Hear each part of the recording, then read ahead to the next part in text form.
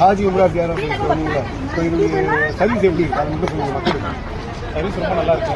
Room சாப்பாடு room facility சூப்பராக இருக்குது. மக்கால போட்டு ரூமும் சரி, மதுராவில் போட்டு ரூமும் சரி. மக்களையும் வந்து ஹரம்பு பக்கத்துலேயே வந்து நடந்து போகிற தூரத்தில் ரூமும் சாப்பாடும் அமைத்து நல்லா இருக்குது. அங்கேருந்து வந்து 5 நாள் தனியாக அங்கே வீட்டுக்கு வந்திருக்கோம். சாப்பாடு நம்ம வீட்டு சாப்பாடு மாதிரி. ஹாஜி உம்ரா சர்வீஸ் பண்ணுறீங்க சர்வீஸ் தான் நம்ம நினைச்சதோட இங்கே அதிகமாகவே நினச்சி பார்த்தா நிறைய பேர் கை விட்டுருவாங்க, போய் ஏமாற்றிடுவாங்க.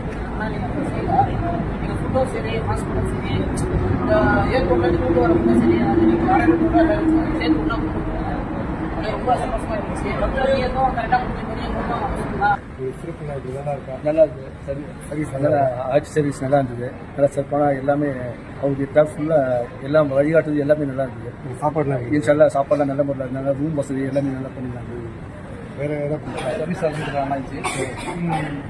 ரூம் நல்லா இருக்கு. ரொம்ப கிட்டன சாப்பாடு. ஹாஜி உம்ரா சர்வீஸ் மூலியமா நம்ம பாய்க்கு வந்து பேச்சு அன்பளிப்பாக கொடுக்கும்.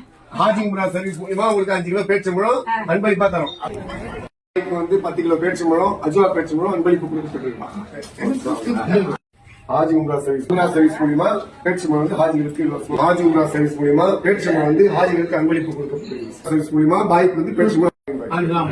நம்ம ஹாஜி உம்ரா சர்வீஸ்ல உம்ரா வந்தீங்க, நம்மளுடைய சேவைகள்லாம் எப்படி இருக்கு, சர்வீஸ் எப்படி இருக்கு? நான் கூட முதல்ல எப்படி பண்ண போனேன். ஆனா